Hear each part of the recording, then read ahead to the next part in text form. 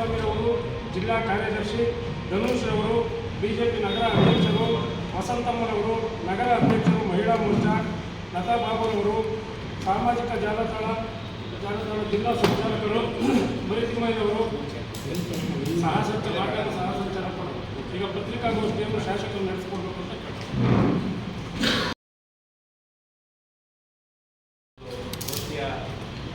ಮುಖ್ಯ ಸಂದೇಶ ಏನು ನೆಚ್ಚಿನ ಪ್ರಧಾನಮಂತ್ರಿಗಳಾದ ನರೇಂದ್ರ ಮೋದಿಯವರು ನಿಜವಾದ ಒಂದು ಸಬಲೀಕರಣ, ಮಹಿಳೆಯರಿಗೆ ಮೀಸಲಾತಿಯನ್ನು ಕೊಡಬೇಕು ಅಂತ ಏನೋ ಒಂದು ಬಿಲ್ಲನ್ನು ತಂದಿದ್ರು, ಒಂದು ತಿದ್ದುಪಡಿ ಮಾಡಿ ಸಾಂವಿಧಾನಿಕವಾಗಿ ಅದನ್ನು ತಂದಿದ್ರು.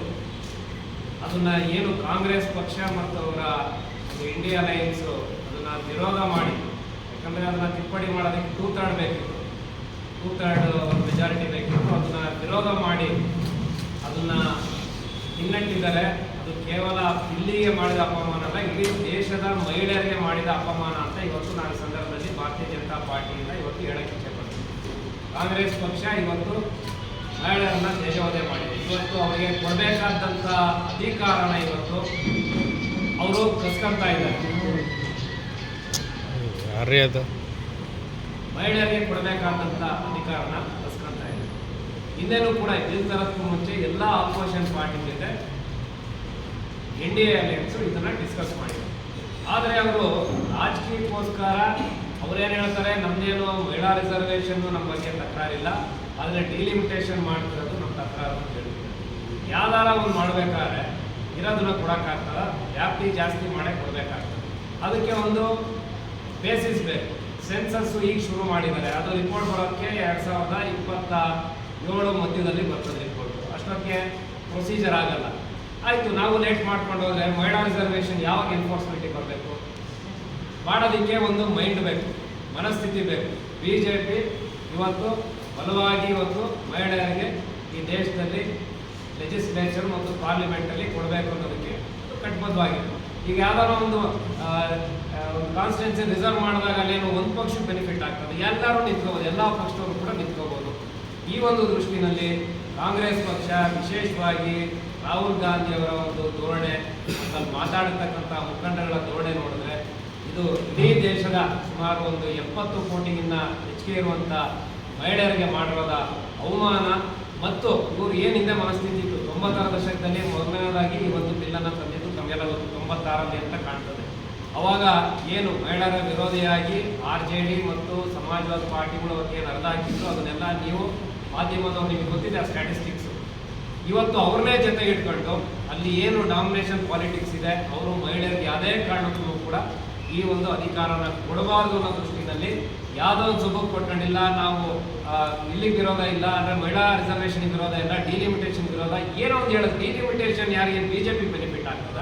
ಇಡೀ ದೇಶದಲ್ಲಿ ಕಾನ್ಸ್ಟಿಟ್ಯೂನ್ಸಿ ಜಾಸ್ತಿ ಆದಾಗ ಎಲ್ಲ ಪಕ್ಷಗಳು ಕೂಡ ನಿಂತ್ಕೋಬೋದು. ಮತ್ತು ಇನ್ನೊಂದು ತಂದು ಸೌತ್ ನಾರ್ತ್ ಡಿವೈಡ್, ಸೌತ್ಗೆ ಪೂರ್ತಿ ಅನ್ಯಾಯ ಆಗ್ಬಿಡುತ್ತೆ ಸೌತ್ ಇಂಡಿಯಾಗೆ. ಸೌತ್ ಇಂಡಿಯಾ ಏನು ಸೀಟ್ ಇತ್ತೋ 50% ಎಕ್ಸಾಕ್ಟಾಗಿ ಜಾಸ್ತಿ ಸಿಗ್ತದೆ. ಎಲ್ಲ ನೀವು ರಾಜ್ಯಗಳಲ್ಲೂ ಕೂಡ ಅವ್ರೇನು ಅಮಿತ್ ಶಾ ಅವರು ಹೇಳಿದ್ದಾರೆ, ಅದರಲ್ಲಿ ಪ್ರತಿಯೊಂದು ರಾಜ್ಯದಲ್ಲೂ ಮುಂಚೆ ಏನಿತ್ತು, ಕರ್ನಾಟಕದಲ್ಲಿ 28 ಇತ್ತು, ಈಗ 42 ಪ್ರಪೋಸ್ ಮಾಡಿದ್ದಾರೆ. ಎಕ್ಸಾಕ್ಟ್ 50%, ಸಣ್ಣ ಪುಟ್ಟ 1.01% ಹೆಚ್ಚು ಕಮ್ಮಿ ಆಗೋದು. ಎಲ್ಲ ರಾಜ್ಯಗಳಲ್ಲೂ ಕೂಡ ಇವತ್ತು UP BR ಒಂದಕ್ಕೇನು ಸಿಂಹಪಾಲೇನು ಸಿಗೋದಿಲ್ಲ. ಅವ್ರು ಮುಂಚೆ ಏನಿತ್ತು ಅದಕ್ಕಿಂತ 50%. ಥ್ರೂಔಟ್ ಇಂಡಿಯಾ ಎಲ್ಲ ಸ್ಟೇಟ್ಗಳಲ್ಲೂ ಕೂಡ ಎಕ್ಸಾಕ್ಟ್ಲಿ ಒಂದು ರೇಷಿಯೋ ಏನಿದೆ, ಹಳೆ ರೇಷಿಯೋ ಪ್ರಕಾರನೇ ಅಷ್ಟೇ ಇರ್ತದೆ. ಈಗ ನೀವು 815 ಜನ ಆಗ್ತದೆ ಯೂನಿಯನ್ ಟೆರಿಟರಿ ಬಿಟ್ಟು, ಯೂನಿಯನ್ ಟೆರಿಟರಿ ಸೇರಿದ್ರೆ 850 ಅಂತ ಏನು ಪ್ರಪೋಸ್ ಮಾಡಿದ್ರು, ಹಳೇದೇನಿತ್ತು ಪ್ರಪೋರ್ಷನ್ ಯಾವುದೇ ಕಾರಣಕ್ಕೂ ಕೂಡ 1% ವೇರಿಯೇಷನ್ ಇಲ್ಲ. 0.01% ಏನು ಗೊತ್ತಲ್ಲ, 0.5 ಬಂದಾಗ ಮುಂದೆ ಹಿಂದೆ ಮಾಡ್ತಾರೆ, ಅಷ್ಟು ಬಿಟ್ಟರೆ ಯಾವುದೇ ಕಾರಣಕ್ಕೂ ಆಗಲ್ಲ.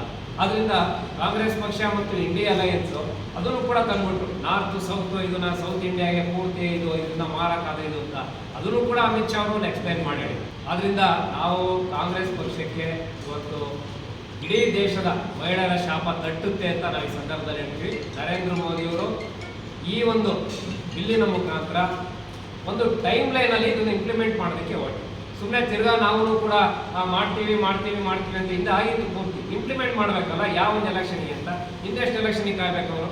2029 ಎಲೆಕ್ಷನ್ ಬರ್ತದೆ ಪಾರ್ಲಿಮೆಂಟ್ ಎಲೆಕ್ಷನ್. ಅದರಲ್ಲಿ ಮಾಡಿದ್ರೆ ಮಹಿಳೆಯರಿಗೆ ಖುಷಿ ಆಗ್ತಾರೆ. ಇಡೀ ದೇಶದಲ್ಲಿ ಇರ್ತಕ್ಕಂಥ ಎಲ್ಲ ಪಕ್ಷದವರು ಕೂಡ ಇದೊಂದು ಪ್ರಜಾಪ್ರಭುತ್ವ, ಈ ಡೆಮೋಕ್ರಸಿಯ ಒಂದು ದೇವಸ್ಥಾನದಲ್ಲಿ ಎಲ್ಲರೂ ಕೂಡ ಪಾರ್ಟಿಸಿಪೇಟ್ ಮಾಡ್ಬೋದು. ಯಾರಿಗೆ ಶಕ್ತಿ ಇರ್ತದೆ ಅವರು ಗೆಲ್ತಾರೆ ಆ ಪಾರ್ಟಿನವರು. ಆದ್ದರಿಂದ ಇದನ್ನ ವಿರೋಧ ಮಾಡುವಂಥ ಕಾಂಗ್ರೆಸ್ಗೆ ಇಡೀ ದೇಶದ ಮಹಿಳೆಯರ ಶಾಪ ತಡ್ತದೆ. ಮತ್ತು ಕಾಂಗ್ರೆಸ್ ಪ್ರತಿಯೊಂದು ವಿಚಾರದಲ್ಲೂ ಕೂಡ BJP ಅದನ್ನು ಕೂಡ ಸ್ವಂತಕ್ಕೆ ಮಾಡಿಲ್ಲ. ಆರ್ಟಿಕಲ್ 370 ಅಬಾಲಿಷ್ ಮಾಡೋದು, ಆರ್ಟಿಕಲ್ 370 ನಿನ್ನೆ ಮೊನ್ನೆ ಅಲ್ಲ, BJP ಉದಯ ಆದಾಗಿದ್ದನ್ನು ಕೂಡ ಪಾರ್ಟಿ ಮುಖ್ಯ ಐಡಿಯಾಲಜಿನೇ ಆರ್ಟಿಕಲ್ 370 ಅಬ್ರೋಗೇಷನ್ ಮಾಡ್ತೀವಿ ಅಂತಲೇ ನಮ್ಮ ಪಾರ್ಟಿಯ ಮುಖ್ಯ ಜನಸಂಘದ ಕಾಲದಲ್ಲೂ ಕೂಡ ಅದರ ಒಂದು ಬೇಸಿಸ್. ನೆಕ್ಸ್ಟ್ ರಾಮ ಮಂದಿರ ಮಾಡೋಕ್ಕೆ ಹೋದಾಗಲೂ ವಿರೋಧ ಮಾಡೋದು, ನೆಕ್ಸ್ಟು ಸಾಕಷ್ಟು GST ಮಾಡಿದಾಗಲೂ ವಿರೋಧ ಮಾಡೋದು, ಆಯುಷ್ಮಾನ್ ಭಾರತ್ ಮಾಡಿದಾಗಲೂ ವಿರೋಧ ಮಾಡೋದು, ಮತ್ತು ಬ್ರಿಟಿಷನ ದಾಸ್ಯ ಈ ಹಳೆ ಬಿಲ್ಡಿಂಗ್ ಉಳಿದ ಒಂದಷ್ಟು ಏನಾದರೂ ಇನ್ನೂ ನಾವು ಬ್ರಿಟಿಷರು ನಾವೇನು ಹೇಳಿದ್ರು ಕೂಡ ಆ ದಾಸ್ಯದ ಸಂಕೇತಗಳು ಹಳೆ ಪಾರ್ಲಿಮೆಂಟ್ ಬಿಲ್ಡಿಂಗ್ ಅದೆಲ್ಲ. ಆದ್ದರಿಂದ ದೇಶಕ್ಕೆ ಸ್ವಾತಂತ್ರ್ಯ ಬಂದು 75 ವರ್ಷ ಆದಮೇಲೆ ಆ ದಾಸ್ಯದಿಂದ ಈಚೆಗೆ ಬರ್ತೀವಿ ಅಂತ ಆ ಒಂದು ಹೊಸ ಪಾರ್ಲಿಮೆಂಟ್ ಮಾಡಿದಾಗ ಅದನ್ನು ಕೂಡ ವಿರೋಧ ಮಾಡೋದು. ಇವೆಲ್ಲ ಸೆಂಟಿಮೆಂಟಲ್ ವಿಚಾರಗಳು. ನಮ್ಮ ಅಸ್ಮಿತೆ ಇಲ್ವಾ ಭಾರತಕ್ಕೆ, ಆ ಒಂದು ಸ್ವದೇಶಿ ಮನೋಭಾವ ಬರಬಾರ್ದು, ಎಲ್ಲವೂ ಕೂಡ. ಮತ್ತು ದೇಶದ ರಕ್ಷಣೆಗೆ ಇದೇನು ಓಟ್ ಹಾಕ್ಸ್ಕೊಳಕ್ಕೆ ಏನಾರ ಮಾಡಿದ್ರ ಸರ್ಜಿಕಲ್ ಸ್ಟ್ರೈಕ್ ಇರ್ಬೋದು, ಮತ್ತೊಂದು ದೇಶದ ರಕ್ಷಣೆಗೆ ಶತ್ರುಗಳಲ್ಲಿ ಭಾರತದ ಕಂಡ್ರೆ ನಡುಕ ಇರಬೇಕು. ಆ ಒಂದು ದೃಷ್ಟಿಯಿಂದ ಆ ಒಂದು 2-3 ಇನ್ಸಿಡೆಂಟಲ್ಲಿ 2019 ಇರ್ಬೋದು ಆ ಸರ್ಜಿಕಲ್ ಸ್ಟ್ರೈಕ್ ಬಾಲಾಕೋಟ್ ಏನಾಯಿತು. ತದನಂತರ ಮೊನ್ನೆ ಏನು ನಮ್ಮ ಹೆಣ್ಣುಮಕ್ಳ ಮೇಲೆ ಮಾಡಿದಂಥ ಇದರಲ್ಲಿ ಆಪರೇಷನ್ ಸಿಂಧೂರ್ ಮಾಡಿದಂಥ ಸಂದರ್ಭದಲ್ಲೂ ಕೂಡ ಅದನ್ನು ದೇಶದ ರಕ್ಷಣೆಯ ದೃಷ್ಟಿಯಿಂದ ಮಾಡಿರೋಂಥದ್ದು. ಮತ್ತು ಭಾರತ ದೇಶ ಇವತ್ತು ಯಾರು ಕೂಡ ಮುಟ್ಬಾರ್ದು, ಆ ರೀತಿ ನಾವು ಬಲಿಷ್ಠ ಇದ್ದೀವಿ ಅಂತ ಹೇಳಿ ತಕ್ಕ ಉತ್ತರ ಕೊಡೋದಕ್ಕೆ ಮಾಡ್ತಾರೆ. ಅದರಲ್ಲೂ ಕೂಡ ಕಾಂಗ್ರೆಸ್ ಮುಖಂಡರು ಮಾಡಿದಂಥ ಭಾಷಣಗಳು ರಾಜಕೀಯವಾಗಿ ಅದು ನಮ್ಮ ದೇಶದ ಒಂದು ಡಿಫೆನ್ಸ್ ಫೋರ್ಸಸ್ಗೆ ಒಂದು ಕುಗ್ಸುವಂಥ ಡಿಮೋಟಿವೇಟ್ ಮಾಡುವಂಥ ಕೆಲಸ ಮಾಡೋದು. ಅಂದರೆ ದೇಶ ಕಟ್ಟುವಂಥ ಎಲ್ಲ ಒಂದು ಹಂತಗಳಲ್ಲೂ ಕೂಡ ಅದು ಯಾವುದೇ ಪಕ್ಷ ಮಾಡಿದ್ರೂ ಕೂಡ ನಾವು ಸಪೋರ್ಟ್ ಮಾಡಬೇಕು. ಹಿಂಗೆ ಇಂದಿರಾ ಗಾಂಧಿ ಅವರು ಬಾಂಗ್ಲಾದೇಶ್ ಏನು ವಿಮೋಚನೆ ಮಾಡಿದಾಗ ವಾಜಪೇಯಿ ಸ್ವತಃ ಹೇಳಿದ್ರು, ನೀವು ದುರ್ಗೆ ಇದ್ದಂಗೆ ನೀವು ಮಾಡೋದು ಸರಿಗಿದೆ ಅಂತ ಹೇಳಿದ್ರು. ದೇಶದ ದೃಷ್ಟಿಯಿಂದ ಒಳ್ಳೇದು ಮಾಡಿದಾಗ ಎಲ್ಲರೂ ಒಪ್ಪಲ್ಲ. ಆದರೆ ಇದು ಯಾವುದು ಒಪ್ಪಲ್ಲ, ವಿರೋಧ ಮಾಡೋದಕ್ಕೋಸ್ಕರನೇ ಈ ಒಂದು ಕೆಲಸನ ಕಾಂಗ್ರೆಸ್ ಪಕ್ಷ ಮಾಡ್ತಿದೆ. ಅದರಲ್ಲಿ ಇವತ್ತು ಮಹಿಳಾ ಒಂದು ರಿಸರ್ವೇಷನ್ ಬಿಲ್ಲನ್ನು ಕೂಡ ಅದೇ ದೃಷ್ಟಿಯಲ್ಲಿ ಮಾಡಿ ಇನ್ನೂ ಕೂಡ ದಶಕಗಳ ಕಾಲ ಇದನ್ನು ಮುಂದೂಡಿ ನಿಜವಾಗ್ಲೂ ಕೂಡ ಮಹಿಳೆಯರಿಗೆ ಯಾವುದೇ ಕಾರಣಕ್ಕೂ ಕೂಡ ಕಾಂಗ್ರೆಸ್ ಪಕ್ಷ ಮತ್ತು ಅವರ ಅಲಯನ್ಸಿಂದ ನಿಮ್ಗೆ ಯಾವುದೇ ಕೂಡ ಒಂದು ಅಧಿಕಾರ ಈ ದೇಶದಲ್ಲಿ ಸಿಗೋದಿಲ್ಲ, ನಿಜವಾದ ಅಧಿಕಾರ ಸಿಗೋದಿಲ್ಲ. ಕೇವಲ ನಿಮಗೆ ಹೋಗಿ ತುಪ್ಪ ಸವರ್ಬಿಟ್ಟು ವೋಟ್ ಹಾಕ್ಸ್ಕೊಳ್ಳೋದಕ್ಕೆ 2 ರೂಪಾಯಿ ಇದೇನೋ ಕೊಡ್ತಾವ್ರಲ್ಲ, ಬಸ್ಸು ಫ್ರೀ ಪ್ಲಸ್ ಇಲ್ಲಿ ಗೃಹಲಕ್ಷ್ಮಿ ಅಂತ ಮಾಡ್ಬಿಟ್ಟು 2,000 ರೂಪಾಯಿ ಹಾಕೋದು ಪೂರ್ತಿ ನಿಮ್ಮನ್ನ ಇದೇ ಮಟ್ಟಕ್ಕೆ ಇಟ್ಕೊಂಡು ಮುಂದೆ ಯಾವುದೇ ಕಾರಣಕ್ಕೂ ಅದು ಬಿಟ್ಟು ಮೇಲಕ್ಕೆ ತರೋದಕ್ಕೆ ಕಾಂಗ್ರೆಸ್ ಪಕ್ಷ ಮಾಡಲ್ಲ ಅಂತ ಇವತ್ತು ನಾವೆಲ್ಲರೂ ಕೂಡ ನೇರವಾಗಿ ಇವತ್ತು ಆರೋಪ ಮಾಡಿ ಇವತ್ತು ಈ ಒಂದು ದೃಷ್ಟಿನಲ್ಲಿ ಮಹಿಳಾ ಸಬಲೀಕರಣಕ್ಕೆ ನರೇಂದ್ರ ಮೋದಿ ಅವರ ಒಂದು ಸರ್ಕಾರ, NDA ಸರ್ಕಾರ ಕಟಿಬದ್ಧವಾಗಿದೆ.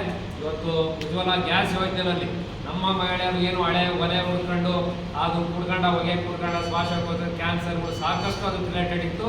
ಅದನ್ನು ನರೇಂದ್ರ ಮೋದಿ ಫಸ್ಟೇ 2014 ಮೊದಲನೇ ಸರ್ಕಾರದಲ್ಲೇ ಆ ಒಂದು ಉಜ್ವಲ ಸ್ಕೀಮಲ್ಲಿ 10 ಕೋಟಿ 12 ಕೋಟಿಗಿಂತ ಹೆಚ್ಚಿಗೆ ಮಹಿಳೆಯರಿಗೆ ಗ್ಯಾಸ್ ಕೊಡೋದ್ರಿಂದ ಹಿಡಿದು ಹಲವಾರು ಉಜ್ವಲ ಯೋಜನೆಯಲ್ಲಿ ಮಹಿಳೆಯರಿಗೆ ಒಂದು ಎಂಟ್ರಪ್ರಿನರ್ ಆಗಬೇಕು ಅಂತ ಕೊಟ್ಟಿರ್ತಕ್ಕಂಥ ತುಂಬ ಬಡ್ಡಿ ಕಮ್ಮಿ ಇರ್ತಕ್ಕಂಥ ಸಾಲಗಳಿರ್ಬೋದು, ಶೌಚಾಲಯ 12 ಕೋಟಿ ಕಟ್ಟಿರ್ತಕ್ಕಂಥದ್ದು, ಮತ್ತು ಮಹಿಳಾ ರಸ್ತೆಯಲ್ಲಿ ಮನೆ ಕಟ್ಟಿಸ್ಕೊಟ್ಟಿರ್ತಕ್ಕಂಥದ್ದು ಎಲ್ಲವನ್ನೂ ಕೂಡ ಇನ್ನೂ ಹಲವಾರು ಯೋಜನೆಗಳಿದ್ದಾವೆ.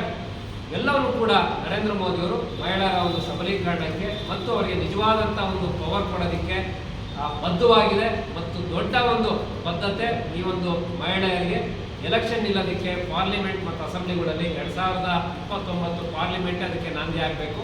ಅದಕ್ಕೆ ಮಾಡೋದಕ್ಕೆ ಇವತ್ತು ಕೂಡ ಬದ್ಧತೆ ಇದೆ. ಆದರೆ ಇವತ್ತು ಸೆನ್ಸಸ್ ರಿಪೋರ್ಟ್ ಬೇರೆ ಲೇಟಾಗಿ ಬರೋದ್ರಿಂದ ಇನ್ನೂ 8 ವರ್ಷ 9 ವರ್ಷ ಕಾಯಬೇಕಾಗುತ್ತೆ.